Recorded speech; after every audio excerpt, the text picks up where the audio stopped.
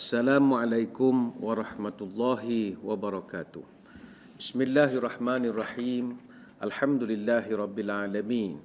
Wassalatu wassalamu ala asyrafil anbiya'i wal mursalin wa ala alihi wa sahbihi ajma'in. Na'udzu bikalimatillahi tammati min syarri ma khalaq. Bismillahilladzi la yadurru ma'asmihi syai'un fil ardi wala fis sama' wa huwa samiul alim. Allahumma idfa' 'anna al-waba' wal-ghala wal-riba wal-zina wal-mihan wa su'al fitan ma dhahara minha wa ma batan an baladina hadha khasatan wa an sa'iril biladil muslimina 'amatan ya rabbal alamin. Nawaitu ta'alluma wa ta'lim wa tadhakkura wa tadhkir wa naf'a wal intifa' wal ifadah wal istifadah والحث على التمسك بكتاب الله وسنة رسوله ودعاء إلى الهدى والدلالة على الخير ابتغاء وجه الله ومرضاته وقربه وثوابه لله تعالى. Yang dimuliakan tuan-tuan guru, para alim ulama, para habaib, muslimin, muslimat, hadirin, hadirat, sama ada yang berada di tanah air maupun yang berada di luar negara, mudah-mudahan dirahmati Allah sekalian. Alhamdulillah, hari ini kita bertemu lagi dalam program Minda Imam Besar Kuliah Duha Perdana, program yang dibawakan kepada kita oleh rakan-rakan dari Pusat Kutipan Zakat Majlis Agama Islam dan Adat Resam Melayu Pahang. Alhamdulillah, hari ini hari Rabu 22 hari bulan Julai tahun 2020 bersamaan 1 Zulhijjah tahun 1441 Hijriah. Dan bagi kita di Malaysia masih lagi berhadapan dengan bencana yang non-alam berskala international, COVID-19 ini. Dan tanpa kita sedari, hari ini genap 126 hari ataupun 4 bulan 4 hari kita dah pun berada dalam tempoh Perintah Kawalan Pergerakan PKP ini. Dan kita sedang berada pada hari yang ke-42 pelaksanaan Perintah Kawalan Pergerakan Pemulihan ataupun Recovery Movement Control Order RMCO, yang telah pun kita lalui bermula 10 hari bulan Jun yang lalu dan insya-Allah akan berakhir pada 31 Ogos tahun 2020. Dan hari ini kita baru berada pada hari ke-42, mana lagi genap 40 hari kita berada dalam tempoh PKPP ini. Dan suasana sekarang ini ada sedikit kegusaran dan kebimbangan.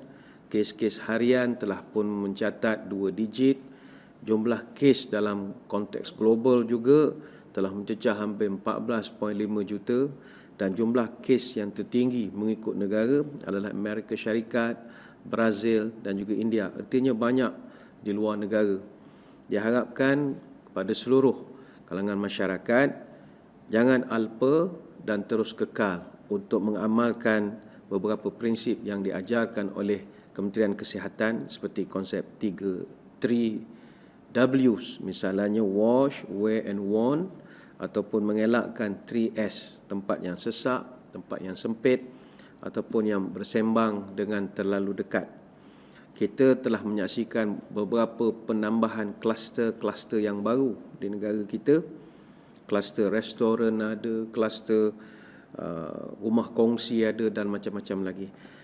Wajar kepatuhan terus dikekalkan kerana kita ingin kembali menjalani kehidupan, khususnya dalam konteks di masjid seperti yang pernah kita jalani dahulu. Baik, untuk musim yang kedua, kita telah pun beritahu kita gunakan kitab yang baru, iaitu kitab terjemahan Rahsia Kematian, Alam Akhirat dan juga Kiamat. Kitab ni asalnya kitab berbahasa Arab, At-Tazkirah fi Ahwalil Mauta wa Umuril Akhirah. Kitab yang begitu tebal sekali, 1121 halaman, karya Imam Abu Abdullah Al-Qurtubi ataupun Imam Al-Qurtubi, seorang ulama yang begitu dikagumi, dihormati, ulama era tahun 600 Hijrah, bermazhab Sunni Maliki. Dia handal dalam bidang tafsir. Beliau pernah menulis sebuah tafsir Al-Jami' li Ahkamil Quran setebal 20 jilid. Dia asal daripada Spanyol, di Cordova, itu namanya Al-Qurtubi, dan meninggal dunia di Mesir dan disemadikan untuk pusaranya ada di Almenia di sebelah timur Sungai Nil di Mesir. Alhamdulillah juga tanpa kita sedar, bila memasuki 1 Zulhijjah ini, marilah kita mengambil peluang untuk memperbanyakkan amal ibadah. Sebab memasuki bulan Zulhijjah, khususnya 10 hari pertama bulan Zulhijjah, banyak manfaat yang telah dijanjikan oleh Allah. Dalam satu hadis panjang daripada Ibnu Abbas, Nabi pernah berpesan, "Ma min ayamil amal salih fiha ahabbu ila Allah min hadhil ayam," yakni ayamul ashr. Tidak ada satu amal saleh pun yang lebih dicintai Allah melebihi amal saleh yang dilakukan pada hari-hari pertama, 10 hari pertama bulan Zulhijjah ini. Begitu tinggi sekali amalan-amalan, nilainya di sisi Allah. Jadi perbanyakkanlah, pertama, banyakkan berpuasa. Jangan tinggalkan berpuasa. Sunat hukumnya puasa bermula pada 1 sehingga 9 Zulhijjah nanti. Dan yang kedua, perbanyakkanlah berzikir. Termasuklah berzikir ini, mengikuti kelas-kelas pengajian sebegini pun, insya-Allah dinilai sebagai zikir di sisi Allah, mengingati Allah. Dan kita sambung balik, bagi yang ada kitab muka surat 43, kita tengok pada perenggan yang ketiga.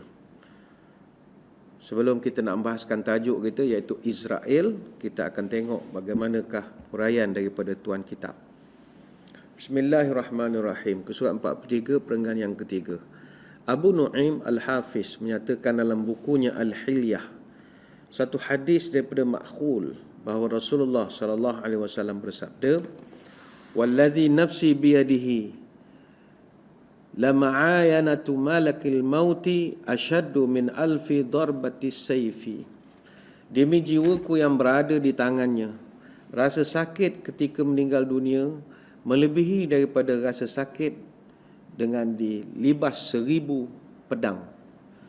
Diriwayatkan daripada Anas bin Malik radhiyallahu anhu bahawa Rasulullah sallallahu alaihi wasallam bersabda, "Anal malaikata taktanifu al-'abda wa tuhbisuhu wa laula dhalika lakana ya'du fi as-sahara wal barari min shiddati sakaratil mauti." Para malaikat sentiasa memerhatikan dan mengamati gerak-geri seorang hamba. Jika bukan sedemikian, maka hamba tersebut akan lari sejauh-jauhnya menuju gurun yang tandus kerana takut akan pedihnya sakaratul maut. Dinyatakan dalam satu riwayat daripada Al-Qadi Abu Bakar bin Al-Arabi bahawa setelah malaikat maut mencabut nyawa semua makhluk, Allah Ta'ala kemudian memerintahkannya mencabut nyawanya sendiri. Malaikat maut lalu berkata, "Aku bersumpah, seandainya sebelum ini aku tahu betapa pedihnya sakaratul maut, maka aku tidak akan mencabut nyawa orang-orang mukmin." Diriwayatkan daripada Syahr bin Haushab, dia menyatakan bahawa Rasulullah SAW pernah ditanya mengenai pedihnya kematian. Lalu baginda bersabda, "Rasa sakitnya kematian yang paling ringan adalah seperti duri keras yang ada di dalam kapas. Sedangkan duri tidak keluar dari kapas kecuali kapas itu juga akan dibawa bersama." Jadi, muslimin muslimat sekalian, tuan kitab memperingatkan kepada kita, membawakan beberapa riwayat tentang Israel atau malaikat maut sebagai satu peringatan kepada kita supaya sentiasa ingat kepada kematian. Masalah manusia sekarang ni, dia tak ingat mati. Bila dia tak ingat kepada kematian, dia lupa ada satu fasa kehidupan yang lain selepas di dunia ini, maka dia akan kekal buat kerja-kerja tak senonoh. Dia akan kekal. Kerana kematian ini, kita akan jadi tak sanggup nak melakukan perkara tak senonoh. Bahkan kematian ini, kata ulama, kalau selalu dipikirkan dan selalu diingati, kalau kita ada problem pun, problem boleh hilang. Sampai begitu. Yalah, bukan kita minta mati, tapi kita rasa kecil masalah berbanding kematian itu lebih menakutkan. Betul kata Shumaid bin Ajlan rahimahullah, "Man ja'alal mauta nusba 'ainaihi lam yubali bidhaikid dunya wala bisa'atiha." Siapa yang meletakkan kematian di kedua-dua matanya, maknanya sentiasa ingat mati, nescaya dia tidak akan peduli lagi dengan kesusahan di dunia, ataupun dia tidak peduli lagi dengan kemewahan yang dia miliki. Maknanya dia jadi orang yang dekat dengan Tuhan. Ini direkodkan dalam Mukhtasar Minhajul Qasidin. Sebab itu, marilah ingat kepada kematian. Sekarang ni kita tengok kadang ada orang umur dah cecah 60. Belum lagi tak ada gaya nak ingat pada kematian. Kalau dah cecah 40, 50, 60, belajar-belajarlah untuk cecahkan dahi ke sejadah. Sudah-sudahlah kita ni kiwi rambut siang malam. Belajar-belajarlah belik Quran. Jambul-jambul tu tutupkan sikit, balut-balutlah kepala tu sikit. Sebab umur dan makin meningkat. Baik itu kata Abu Hurairah radhiyallahu anhu dalam satu hadis, a'zarallahu ila mri'in akhara ajalahu hatta balaghahu sittina sanatan. Allah akan meniadakan alasan seseorang yang Allah telah tunda ajalnya sampai cecah 60 tahun. Hadis Bukhari. Maksudnya kalau dah umur 60 ke atas, itu dah payah buat alasan kalau tidak atau masih belum banyak melakukan ibadah. Tapi manusia ni kata ulama, semakin umur meningkat, dia makin payah mengingat mati. Itu umumnya manusia. Dalam satu hadis kata Anas bin Malik radhiyallahu anhu, Nabi pernah menyebut, yakbaru benu Adam wa yakbaru ma'ahu thnani hubbul mal wa tulul umuri. Anak Adam ini semakin umurnya meningkat, akan mengikut dia dua perkara. Umur meningkat, dua perkara akan ikut. Pertama, hubbul mal, suka cari harta. Umur makin meningkat, makin gairah cari kerja, cari projek, cari tanah, cari property. Dia suka. Ini bukan kita kata salah, tidak. Dia akan suka. Kemudian kata Nabi, watulul umuri, dan dia nak supaya panjang umur, tak mati-mati. Ini hadis riwayat Imam Bukhari. Sebab itu marilah saudara-saudari sekalian, kata Hamid Al-Qaisari dalam Mukhtasar Minhajul Qasidin, kita semua telah meyakini kematian, tetapi kita tidak melihat orang yang bersiap-siap menghadapi kematian. Kita semua telah meyakini adanya syurga, tetapi kita tidak melihat ada orang yang beramal untuk mendapatkan syurga. Kita semua meyakini adanya neraka, tapi kita melihat tidak ada orang yang takut terhadap neraka. Maka terhadap apakah kamu bergembira? Tanya beliau. Kemungkinan apakah yang kamu nantikan? Ingat, kematian itulah perkara pertama yang akan datang kepadamu. Dan wahai saudara-saudara, berjalanlah menghadap Allah dengan perjalanan yang bagus. Itu pesanan daripada Hamid Al-Qaisari dalam kitab Mukhtasar Minhajul Qasidin. Hadirin hadirat sekalian, marilah kita mengingati kematian. Ingat lagi pada minggu lepas kita ada bercerita tentang orang-orang yang baik. Kalau dia meninggal dunia nanti, dia akan disambut, dialu-alukan kedatangan. Adapun bagi orang-orang yang tidak beriman, orang-orang yang ahli maksiat, mereka juga akan disambut, tapi sambutan mereka itu diberikan dengan penuh kehinaan. Disambut tapi macam acuh tak acuh. Maka dalam Quran begitu banyak menceritakan, tatkala mereka itu dibawa naik, bawa roh itu naik ke langit, kemudian Nabi menceritakan bau mereka kurang menyenangkan sehingga seluruh penduduk langit marah pada roh-roh yang jahat ini. Sebab itu secara eksplisit Al-Quran telah menjelaskan bahawa para malaikat akan memberi khabar buruk kepada orang-orang yang kuat maksiat ini dengan seksaan. Walau tara idhiz zalimuna fi ghamaratil mauti wal malaikatu basitu aydihim akhriju anfusakumul yawma tujzauna adzabal huni bima kuntum taquluna 'ala Allahi ghairal haqq wa kuntum an ayatihi tastakbirun. Maksudnya alangkah dahsyatnya sekiranya kamu melihat di waktu orang-orang yang maksiat itu berada dalam tekanan sakaratul maut, iaitu tatkala para malaikat memukul dengan tangannya sambil berkata, keluarkan nyawamu. Pada hari ini kamu dibalas dengan seksaan yang sangat menghinakan. Kerana kamu selalu mengatakan terhadap Allah perkataan-perkataan yang tidak benar dan kamu selalu menyombongkan diri terhadap peringatan-peringatannya. Surah Al-An'am ayat 93. Maknanya betul, dalam Quran pun Tuhan kuatkan lagi yang cerita Nabi bawa tadi, bahawa orang yang meninggal nanti akan ada malaikat itu pukul pula dia ketika nak mati. Suruh roh tu keluarkan nyawamu sekarang. Artinya ada datang malaikat melakukan kekasaran. Maka dalam Quran juga merekodkan ketika itulah orang-orang yang maksiat ini akan merayu kepada Allah. Hatta idza jaa ahduhumul maut qala rabbirji'un la'alli a'malu salihan fima taraktu kalla innaha kalimatun huwa qailuha wa min waraihim barzakhun ila yaumi yub'atsun. Maka ketika orang maksiat itu datang kematian kepada mereka, mereka pun berdoa kepada Tuhan, Ya Rabbi, kembalikan aku ke dunia supaya aku dapat berbuat amal soleh yang mana dulu aku tinggalkan. Maka kata Allah, no, never, sekali-kali tidak. Sesungguhnya itu adalah perkataan yang diucapkan saja, mana kau cakap saja.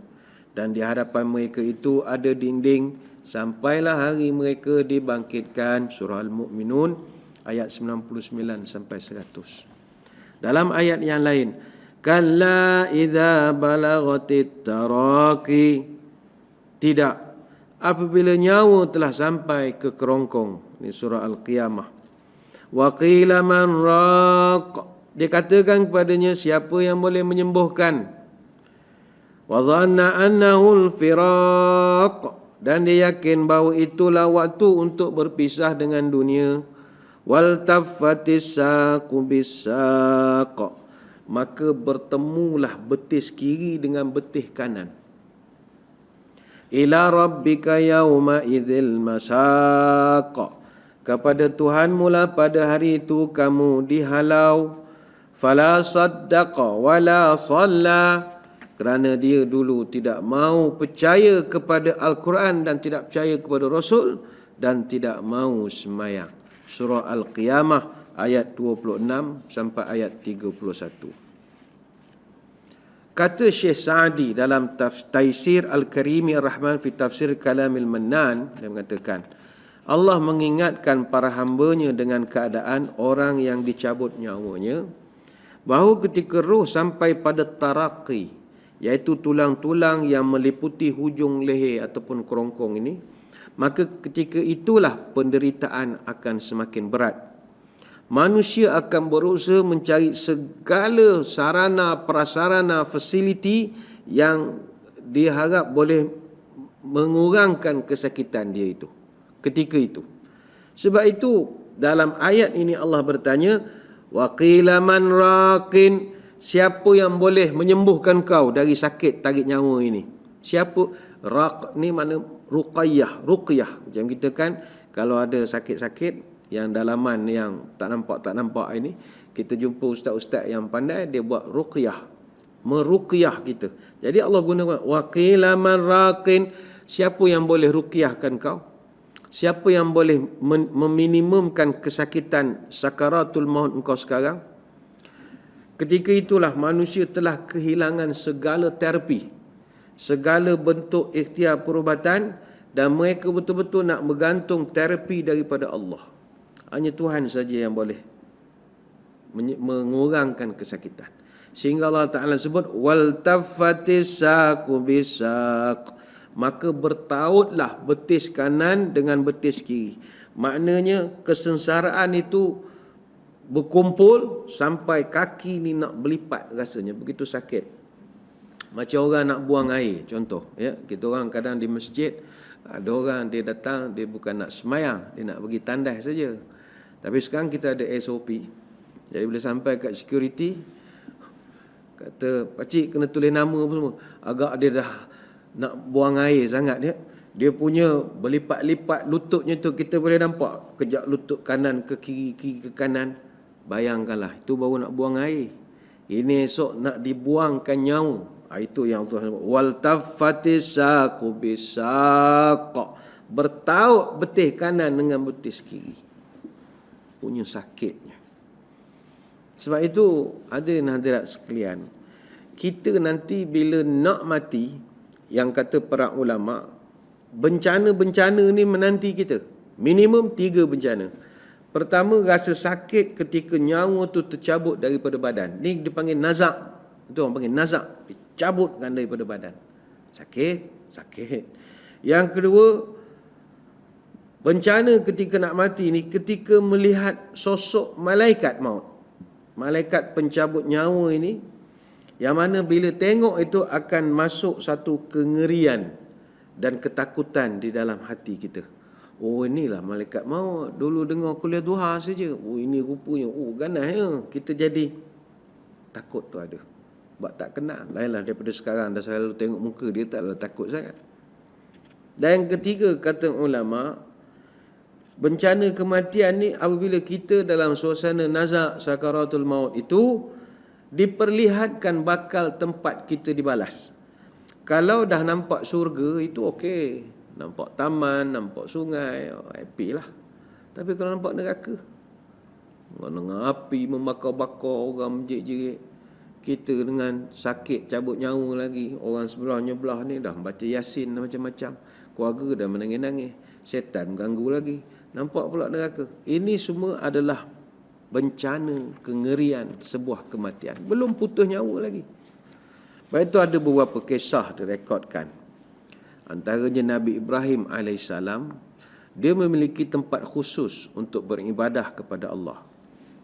Bila dia dah selesai ibadah, dia akan tutup semua pintu dan juga tingkap ataupun jendela dia. Satu hari, dia keluar beberapa hari, dia balik. Bila dia balik, dia buka pintu, dia tengok ada seseorang di dalam rumah atau tempat khusus ibadah itu.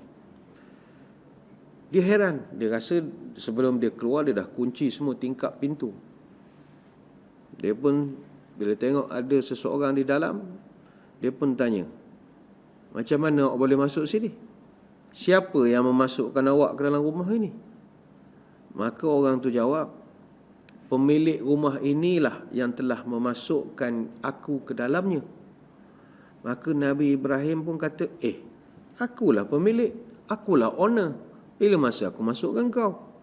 Orang tu kata, dia Tuhanmu sendiri dan Tuhan akulah yang telah memasukkan aku ke dalam sini. Nabi Ibrahim pun rasa pelik. Dia pun tanya, adakah engkau ni malaikat? Maka kata makhluk itu, ya, saya adalah malaikat maut.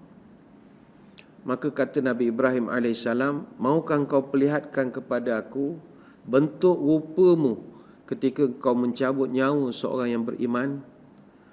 Maka malaikat maut pun kata, saya boleh tunjukkan. Palingkanlah wajahmu daripada saya. Jadi setelah itu, malaikat maut pun memperlihatkan dirinya kepada Nabi Ibrahim dalam rupa remaja yang tampan, yang berperilaku santun, pakai baju putih, badannya harum wangi. Maka Nabi Ibrahim AS pun mengatakan, malaikat maut, kalaulah seorang beriman tidak melihat sesuatu pun padamu kecuali ini, maka melihat itu pun sudah memadai baginya. Melihat itu dah begitu menenangkan. Kemudian ketika itu Ibrahim juga melihat ada 2 malaikat yang menulis buku amalan manusia ini. Kemudian Nabi Ibrahim request lagi kepada malaikat maut, boleh tak engkau tunjukkan kepadaku wajahmu ketika engkau mengambil nyawa seorang yang suka maksiat, tak sempat taubat? Malaikat jawab, sanggup ke tuan nak menengoknya? Maka kata Nabi Ibrahim, insya-Allah saya sanggup. Maka kata malaikat maut, tuan pusing, nanti saya dah tukar, saya beritahu.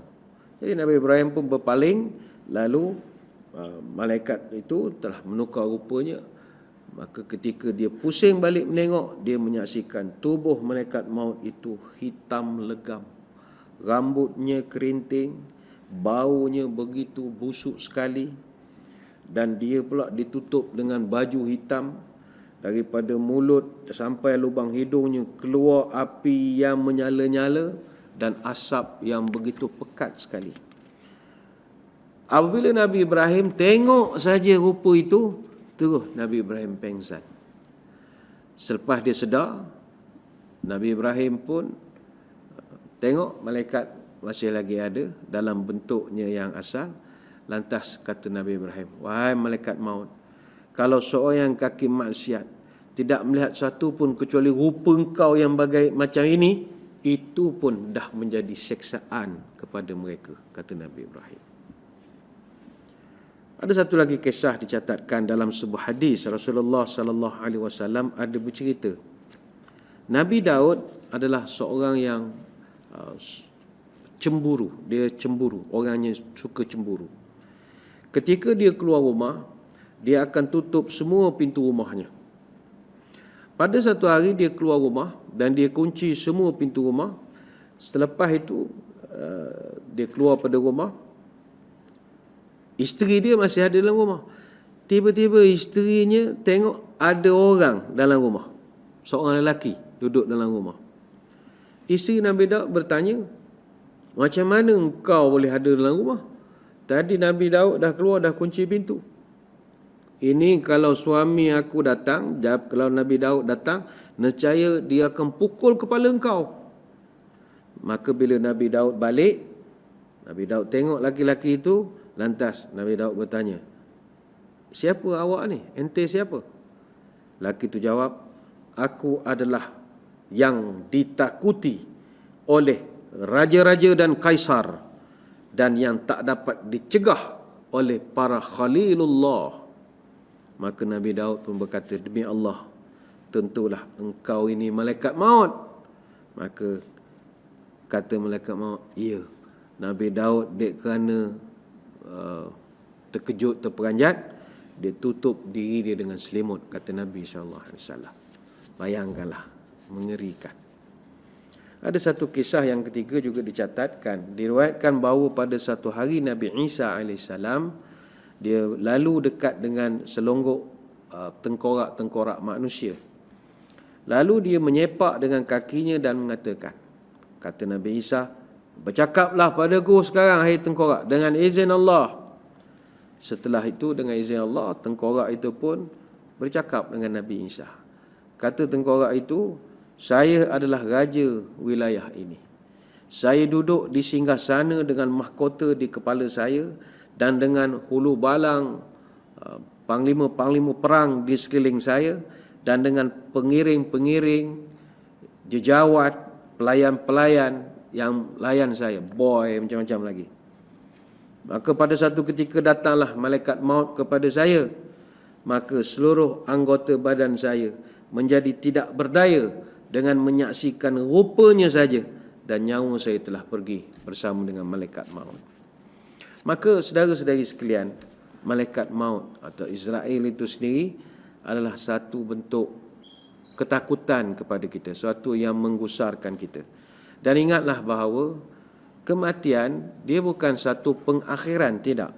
Kematian ini dia adalah satu permulaan untuk satu fasa kehidupan yang baru, yang mana selepas daripada itu kita tak akan mati-mati lagi dah. Mati ni sekali saja. Selepas daripada mati kita akan hidup, tapi di alam yang lain, dan tidak ada mati lagi. Sebab itu mati yang kita semua akan hadapi adalah satu proses transisi sahaja.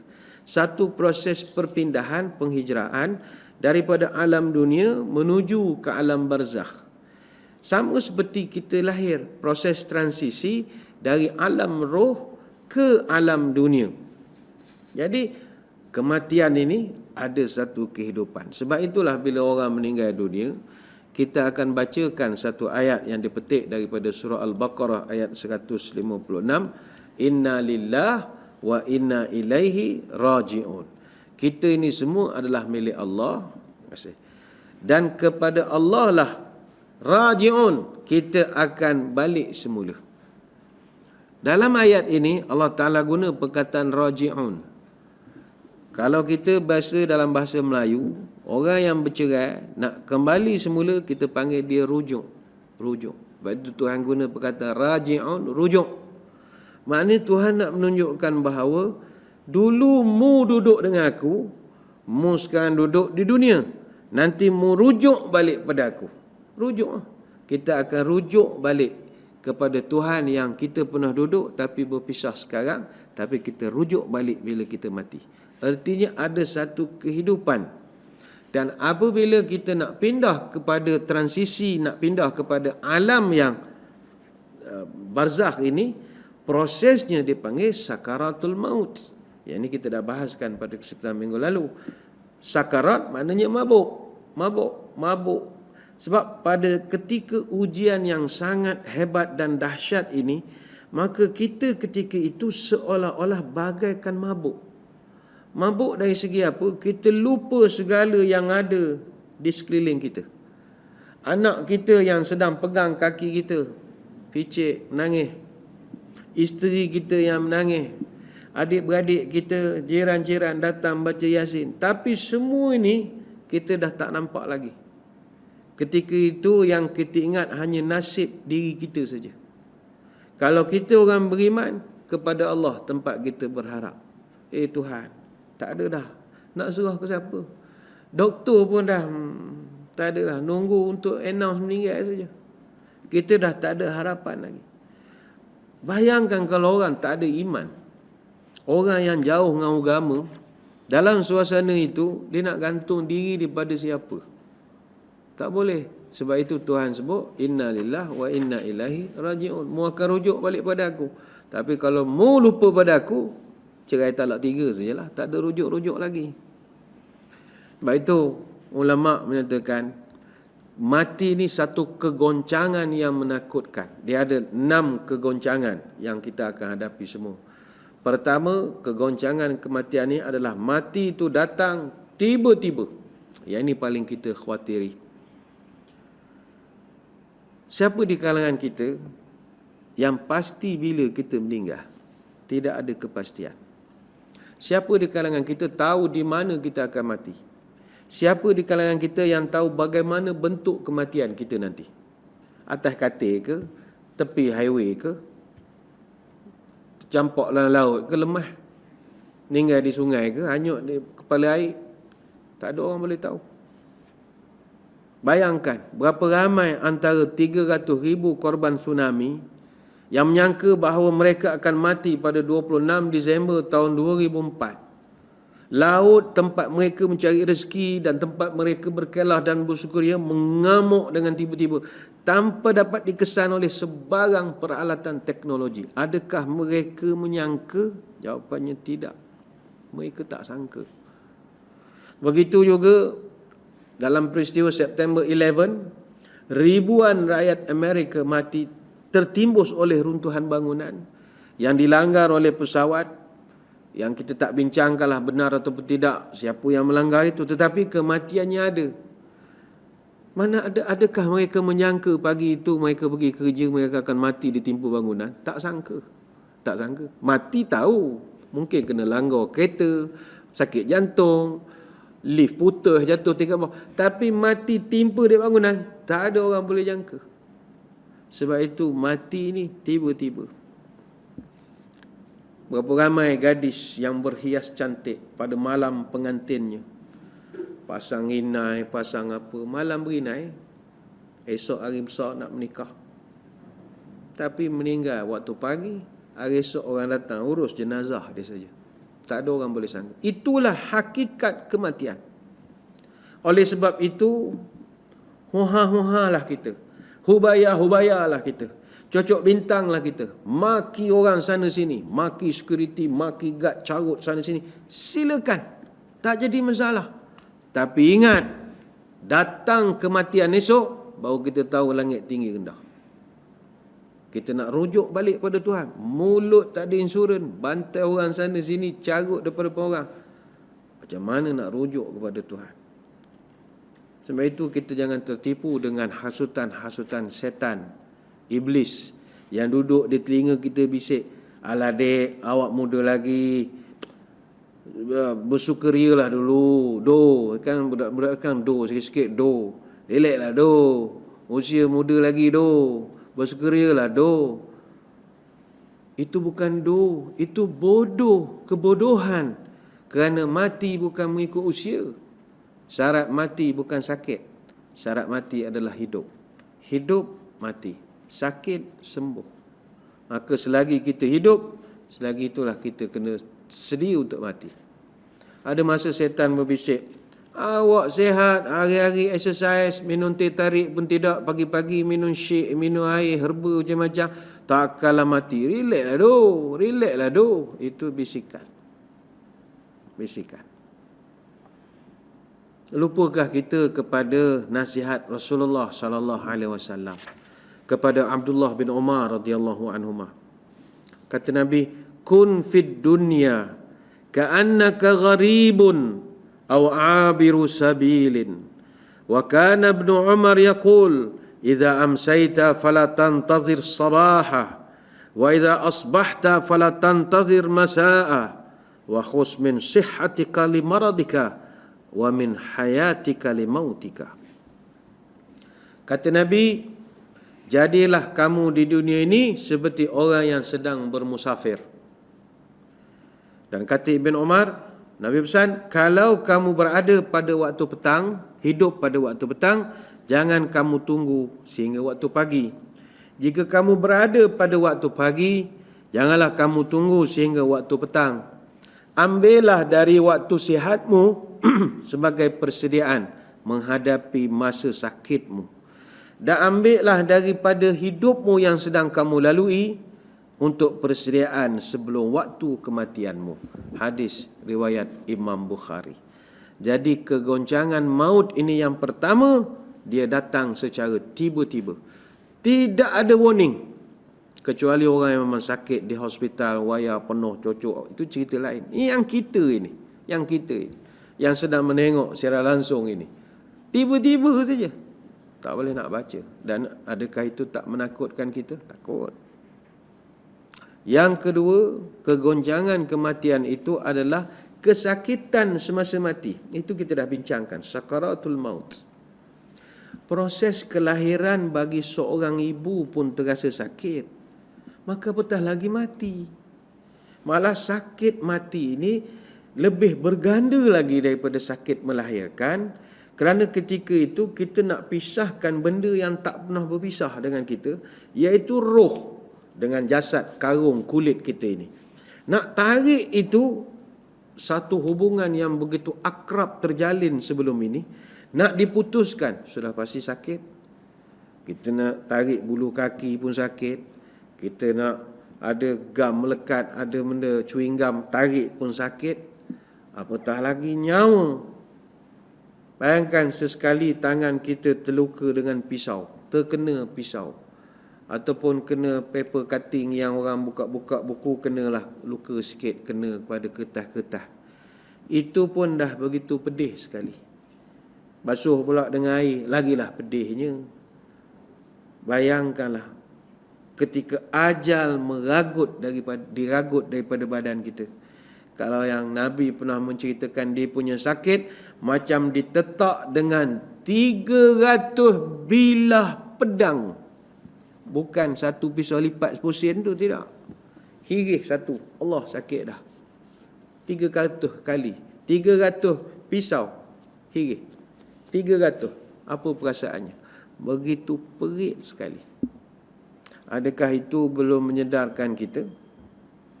Bahkan Rasulullah sallallahu alaihi wasallam sendiri, sebagaimana kita dah terangkan, mengalami demam panas 2 minggu sebelum baginda wafat.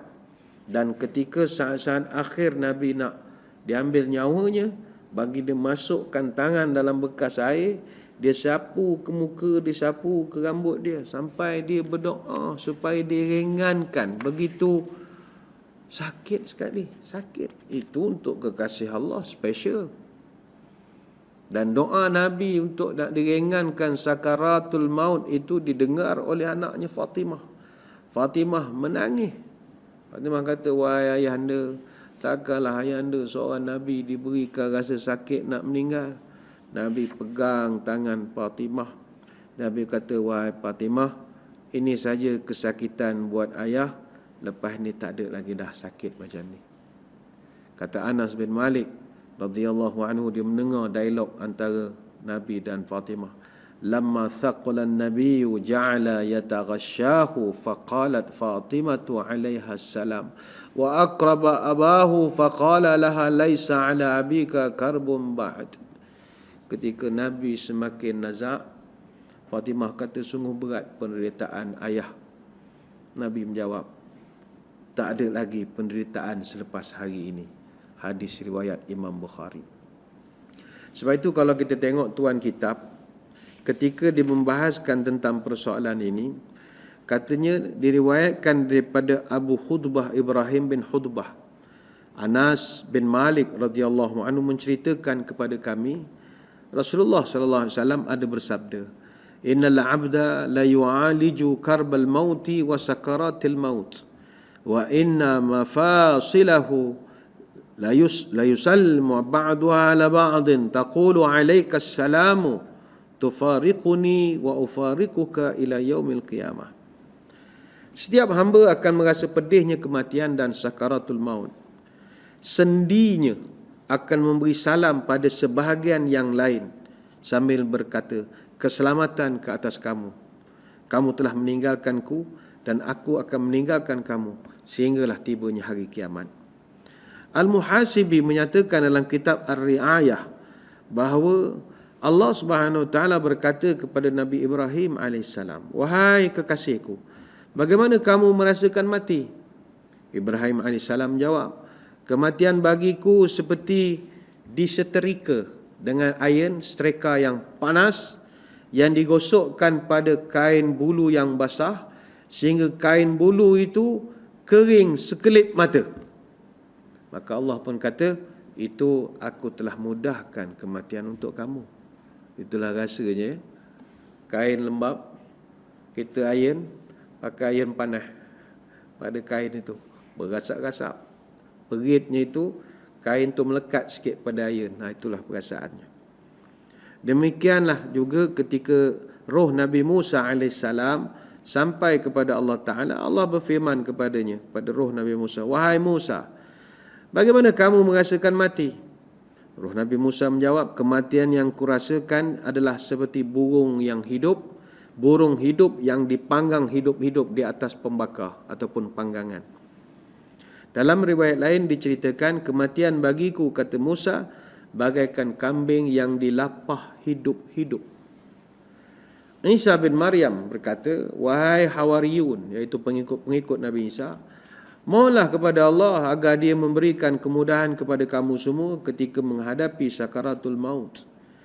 Ada riwayat yang menyatakan bahawa pedihnya kematian lebih sakit daripada rasa sakit akibat libasan pedang, gergaji ataupun digunting. Itulah keperitannya. Tapi jangan susah hati. Seperti yang kita dah terangkan banyak kali, bagi orang yang baik-baik macam tuan-tuan, orang yang taat, orang yang siapkan bekalan, itu tak ada masalah. Allah sebut dalam Quran, amma in kana minal muqarrabin farauhun wa raihanun wa jannatu na'im. Adapun bagi orang yang akrab dengan Allah, yang dekat dengan Tuhan, maka bagi mereka kematian itu adalah satu kelegaan, semerbak dan begitu nikmat sekali. Ini dalam surah Al-Waqiah ayat 88. Innal ladzina qalu rabbuna Allahu tsumma istaqamu tatanazzalu alaihimul malaikah alla takhafu wa la tahzanu wabshiru bil jannati allati kuntum tu'adun. Sesungguhnya orang yang istiqamah, kata Allah, maka ketika mereka nak mati nanti, akan didatangkan pada mereka malaikat yang akan menghiburkan mereka, yang mengatakan jangan takut, jangan sedih, don't worry, be happy, bergembiralah dengan surga yang telah dijanjikan kepada kamu. Ini dalam surah Fussilat ayat 30. Begitu juga Nabi SAW, dia pesan kepada Barra' bin Azib. Kata Nabi, wahai Barra', orang yang baik itu, waktu malaikat cabut nyawanya, malaikat akan cabutnya dengan begitu lembut sekali seperti air yang jatuh dari atas mengalir ke bawah. Fatakhruju tasilu kama tasilul qatratu min fis siqa fayakhudhuha. Roh orang beriman itu begitu mudah keluar bagaikan air yang mengalir dari muncung teko, mulut teko. Begitu lembut sekali. Tapi ingat, lembutnya itu pada malaikat maut. Malaikat tarik lembut, tetapi orang yang ditarik akan tetap rasa gegarannya, tetap rasa. Proses mencabut nyawa akan bermula bila malaikat maut itu berada pada bahagian kepala dan dia akan cabut nyawa dari bahagian ubun-ubun, kemudian dia akan rentap, sentakkan begitu, maka kita bergegarlah tubuh. Maka pada waktu itu daripada bahagian tumit ke bawah sudah tak ada nyawa lagi, tak rasa sejuk dah. Kita dah sejuk dah. Kemudian ditarik lagi, ketika itu daripada bahagian lutut ke bawah pun dah jadi kosong, sejuk saja. Begitulah proses seterusnya sampai nyawa itu berada di kerongkong. Bila dah sampai di sini, setengah ulama mengatakan pintu taubat sudah ditutup ketika itu. Betul ingat, sakaratul maut ni nazak, disentak. Jadi kepada yang apabila terkejut selalu mencarut itu, kena berlatihlah daripada sekarang. Bila terperanjat atau terkejut, sebutlah yang baik-baik saja. Kita kadang geli menengok orang mencarut beria sangat ni, maki-maki, carut-carut ni. Memang lepas geram, tapi kita khawatir kalau tak dididik mulut ni cakap yang elok-elok, esok mati terperanjat, keluar benda-benda ngarut begitu. Kita mati ni terkejut, terperanjat. Memanglah rasa nyawa tu tarik pada kaki. Sejuk dah. Mati dah aku. Tak berasa dah kaki. Bila nak keluar, dia tarik. Kita takut masa tu awak jenis suka melatah. Ni orang melatah ni, jangan main-main sangat. Gurau-gurau juga. Cuik dia orang. Sebut benda tak senonoh. Semua benda dalam seluar disebut. Jangan. Berlatih sebut benda elok-elok. Boleh berlatih benda ni. Tak ada benda yang tak boleh dalam dunia. InsyaAllah latih boleh. Cuik dia orang. Allahumma salli ala Muhammad. Contohnya. La ilaha illallah. Ini kan terbaik sebut la ilaha illallah. Jadi bila takdirlah meninggal esok, la ilaha illallah. Sebab kita dah biasa terkejut sebut benda elok-elok. Ya. Itu kematian orang baik-baik. Tapi kematian orang-orang yang buat maksiat, orang yang berdosa, dia akan mengalami begitu perit sekali kesakitan, bagaikan betih ni berbelit dengan betih. Sebab itu ada orang yang berpengalaman dalam menguruskan jenazah bercerita. Ini mungkin kita boleh cek jugalah. Kesakitan itu boleh dikesan. Kita tengok orang meninggal ni, kita tahu tara mana dia punya sakit. Ketika nazak itu, tuan-tuan kalau duduk dekat lah, sorongkan tangan bawah pinggang dia. Dia baring tu kan, bawah pinggang dia tu kita cuba sorong tangan. Kalau kita tangan tu tak lepas nak masuk, bayangkanlah itu tanda dia sedang menanggung rasa sakit yang amat sangat. Tapi tak boleh nak cakap, mulut dah tak boleh nak cakap. Sampai pinggang tu rapat ke lantai. Punyalah sakit macam diperah-perah. Tanya pada orang perempuan yang bersalin, yang nak mudahkan bersalin apa semua. Dia punya pinggang ni rasa macam diperah-perah. Itu nak mengeluarkan anak, ni nak mengeluarkan nyawa. Tengok dia baring esok, sorong tangan, tak lepas. Rapat ni, dia menahan sakit. Macam kita spin mesin basuh kan, begitu sakit sekali prosesnya nak keluar.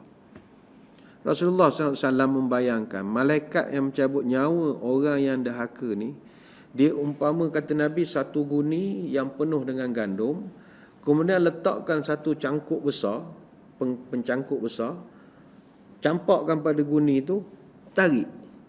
Maka bila kena pada guni, kita tarik, gandum itu keluar daripada guni, bau keluar.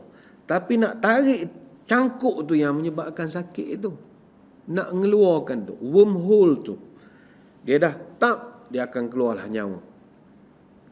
Begitu kasar sekali malaikat buat kerja kepada orang yang maksiat. Tapi kalau orang tu orang baik-baik macam tuan-tuan, puan-puan, buat pelan-pelan sajalah. Sebab itu Nabi Daud AS menggambarkan orang yang hendak mati itu umpama seekor kambing yang sedang makan di padang ragut. Tiba-tiba datang satu orang, lapah kulit dia hidup-hidup. Bayangkanlah betapa sakitnya kambing itu. Maka itulah sama sakitnya orang-orang yang ahli maksiat, yang tak nak bertaubat, tak sempat bertaubat, ketika nyawanya dicabut bagaikan disiat kulit daripada kaki sampai ke kepala. Begitu perit sekali. Itu baru gegaran yang kedua, kematian. Goncangan yang ketiga kematian ini adalah melihat wajah malaikat maut, iaitu Israel. Malaikat maut ini dia akan datang dengan wajah yang berbeza. Kalau orang yang nak mati ni orang baik-baik, orang saleh, maka dia akan datang dengan wajah yang lembut, cantik-cantik, dengan pakaian yang begitu harum sekali. Dan orang yang nak hampir mati itu akan dapat ketenangan, diberikan bantuan-bantuan, dipermudahkan melafaz kalimat syahadah. Itu untungnya. Tapi kalau orang tu orang fasik, orang munafik, orang ahli maksiat, suka dosa, malaikat akan datang, malaikat maut akan datang dalam wajah yang begitu buruk, bengis, panas baran, dengan berbau melantun baunya. Jadi keadaan ini akan menambahkan derita kepada orang yang nak mati. Derita sakaratul maut yang dia akan hadapi. Pada waktu itu, bila ditalkinkan la ilaha illallah, dia tak dapat nak respon kerana dia sibuk dengan kesakitan. Dan dia sibuk dengan kengerian melihat malaikat yang ngeri-ngeri ini, sehingga dia tidak dapat respon kepada orang yang nak talkinkan dia ketika itu. Sebab itu marilah muslimin muslimat sekalian, Tuan Kitab ada membahaskan tentang Israel ini ataupun malaikat maut ini. Bagi kita orang beriman, kita wajib percaya kepada malaikat. Dan keimanan terhadap malaikat mesti mencakupi 4 perkara. Kalau tak ada 4 perkara ini, tak sempurna keimanan kita. Pertama, beriman tentang wujudnya malaikat. Mesti percaya malaikat itu wujud. Yang kedua, beriman dengan nama-nama malaikat. Itu kena percaya nama-nama malaikat. Yang ketiga, beriman dengan sifat-sifat malaikat. Dan yang keempat, beriman terhadap tugasan-tugasan malaikat. Mesti percaya dan tahu. Dan tidak sah keimanan seseorang, khususnya dalam keimanan dia kepada malaikat, kecuali dia mesti ada keempat-empat unsur ini. Unsur secara mujmal maupun tafsil. Mujmal ni global, tafsil ni terperinci. Siapa yang mengingkari, maknanya terbatallah kesempurnaan imannya itu. Dan orang yang beriman, dia wajib mencintai malaikat.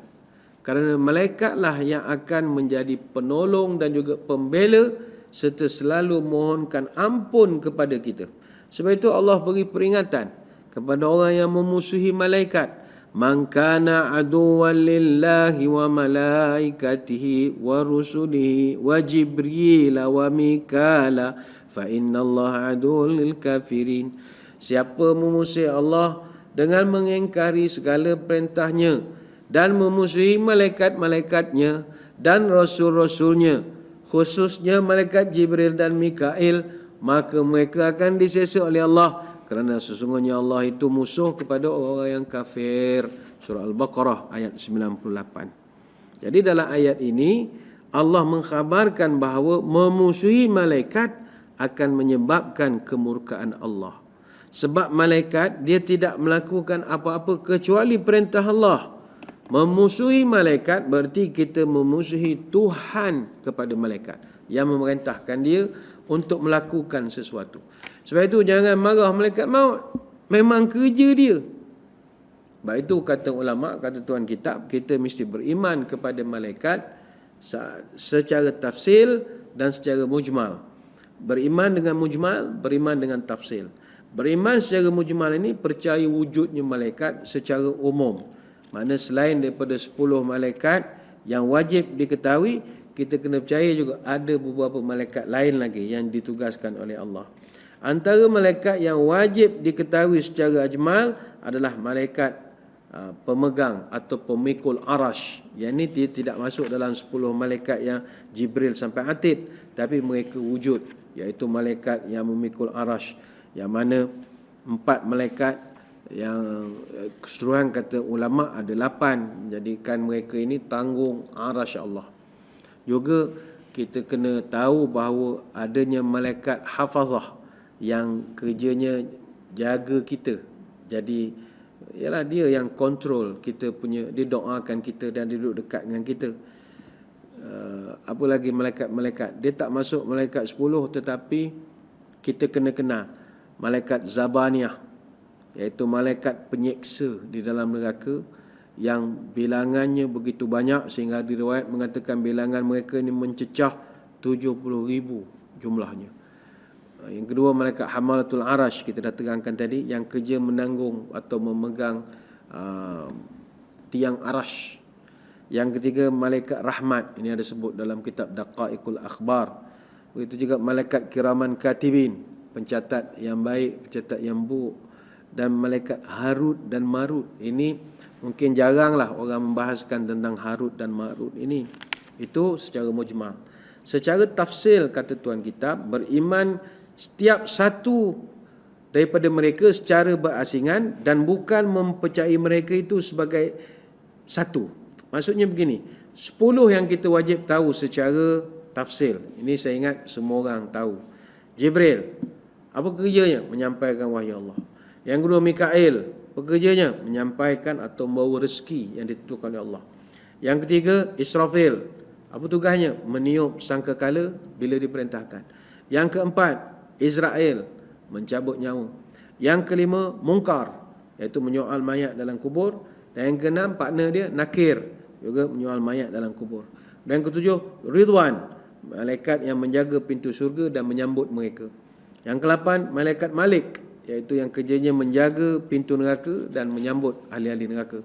Yang kesembilan Raqib, mencatat segala amal baik, dan Atid, mencatat segala perlakuan buruk manusia. Dan daripada malaikat-malaikat ini, 3 daripadanya namanya disebut dalam Quran. Contohnya Jibril alaihissalam. Qul man kana aduwwan li Jibril fa innahu, itu ada disebutkan nama Jibril.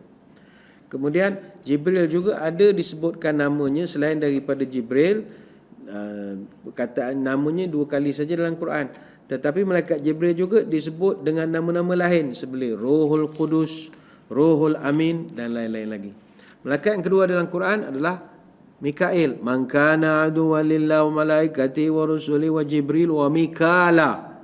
Disebut perkataan Mikail, ni surah Al-Baqarah ayat 98. Ada malaikat disebut dalam Quran, malaikat Malik. Wa nadau ya Maliku liyaqdi alaina rabbuka. Surah Zukhruf 77. Disebut ada malaikat nama Malik, yang mana mereka akan menyerulah petugas-tugas dia. Yang keempat, yang kelima Raqib dan juga Atid. Ma yalfadhu min qaulin illa ladaihi raqibun atidun. Tidak ada perkataan yang diucapkan melainkan di sisi akan ada malaikat pengawas yang akan mencatat dan yang menulisnya. Surah Qaf ayat 18. Adapun malaikat Israfil, Munkar dan Nakir itu tak disebut dalam Quran namanya, tetapi namanya disebut dalam hadis. Itu banyak disebut dalam hadis. Tetapi malaikat maut, iaitu Israel, yang kita panggil Israel, itu tidak ditemui sumbernya, sama ada dalam Quran maupun hadis. Tidak ada. Kemungkinan nama malaikat Israel didapati dari sumber Israiliyat. Sebab dalam Quran hanya disebut malaikat maut saja. Malaikat maut saja. Adapun tentang persoalan Israel ini, begitu luas sekali perbahasannya. Sebab itu para ulama ada membahaskan tentang Israel ini. Dia adalah malaikat, kita panggil malaikat maut lah. Malaikat maut yang dipercayai oleh bukan saja agama Islam, bahkan kebanyakan agama-agama di dunia. Kalau malaikat maut atau kita panggil angel of death, ini malaikat paling popular dalam mana-mana agama. Sebab itu asal sejarah Grim Reaper, kalau yang tuan-tuan kaji budaya barat, dalam budaya barat, pencabut nyawa biasanya dikenali sebagai The Grim Reaper. Digambarkan sebagai seorang yang badan macam rangka, pegang sabit besar dan pakai jubah tengah malam, jubah warna hitam, ada hood, pakai kerudung, kadang-kadang dia kapan putih. Itu dipanggil Grim the Reaper. Sebab itu kematian dari sudut gambaran dalam mitologi pun ada juga. Beberapa mitologi dia mempunyai dewa-dewa yang menyebabkan kematian ataupun yang menjadikan punca kepada aspek kematian. Ankou de Breton, ini semenanjung besar di bahagian barat Laut Perancis, sebelah selatan Selat Inggeris, sebelah utara Teluk Biskay, pantai barat Perancis. Mereka percaya dengan watak Ankou de Breton. Kemudian Hades and Thanatos, ini dalam masyarakat Greek kuno dikenali sebagai King of the Underworld and God of the Dead. Begitu juga Hel dan Odin di Norse, sebelah Skandinavian. Begitu juga Hungkem dalam masyarakat Mayan dikenali sebagai Death Gods. Izanami no Mikoto dan Shinigami Ningyo Joruri dalam agama Shinto, the Goddess of Death. The Morrigan dalam masyarakat Island. Mos ataupun Lettuce dalam masyarakat Greek kuno. Watak Mot and Shemal dalam masyarakat Ugaritic, ni Semitic sebelah barat laut. Begitu juga watak Kalma dan Surma dalam masyarakat di Finland. Watak Yama and Yama Raja, ini dalam mitologi Hindu.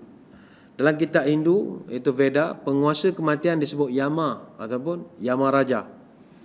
Ataupun orang China, di China dipanggil Yanlu. Yanlu. Sebab itu menceritakan tentang permasalahan malaikat maut ini, persoalan yang besar ataupun angel of death ini. InsyaAllah kita akan sambung sedikit lagi perbahasannya pada minggu hadapan, insyaAllah, kerana masa kita tak mengizinkan. Maka saya kira sekadar itu dulu sembang-sembang kita mengenai kematian ataupun Israel pada hari ini. InsyaAllah kita akan kembali membahaskannya seperti biasa pada kesempatan akan datang, insyaAllah. Sekali lagi terima kasih di atas perhatian. Mohon maaf sebarang kekurangan. Mudah-mudahan kita dapat bertemu pada lain-lain kesempatan. Sebelum berpisah, marilah kita menadahkan tangan berdoa. Moga majlis kita diberkati ilahi. A'udzubillahi minasyaitonirrajim. Bismillahirrahmanirrahim. Allahumma salli wa sallim ala sayyidina Muhammadin salatan tukhrijuna biha min zulumatil wahmi. Allahumma in kana rizqina fis sama'i fa anzilhu wa in kana fil ardi fa akhrijhu wa in kana mu'siran fayassirhu wa in kana haraman fatahhirhu wa in kana ba'idan faqarribhu bihaqqi duhaika wa bahaika wa jamalika wa quwwatika wa qudratika atina ma ataita ibadika salihin. Ya Allah, kalau rezeki kami masih di langit, turunkanlah. Kalau di bumi, keluarkanlah. Kalau susah, permudahkanlah. Kalau haram, sucikanlah. Kalau jauh, dekatkanlah. Berkat waktu duhamu, berkat kecantikanmu, berkat keindahanmu, berkat kekuatanmu, berkat kekuasaanmu, limpahkanlah kepada kami segala yang telah pernah Engkau limpahkan kepada hamba-Mu yang saleh. Subhanakallahumma bihamdika nashhadu an la ilaha illa anta nastaghfiruka wa natubu ilaik. Wa sallallahu ala sayyidina Muhammadin wa ala alihi wa sahbihi baraka wa sallam. Walhamdulillahi rabbil alamin. Sekadar itu, wabillahi taufiq wal hidayah. Wassalamualaikum warahmatullahi wabarakatuh. Wallahu a'lam.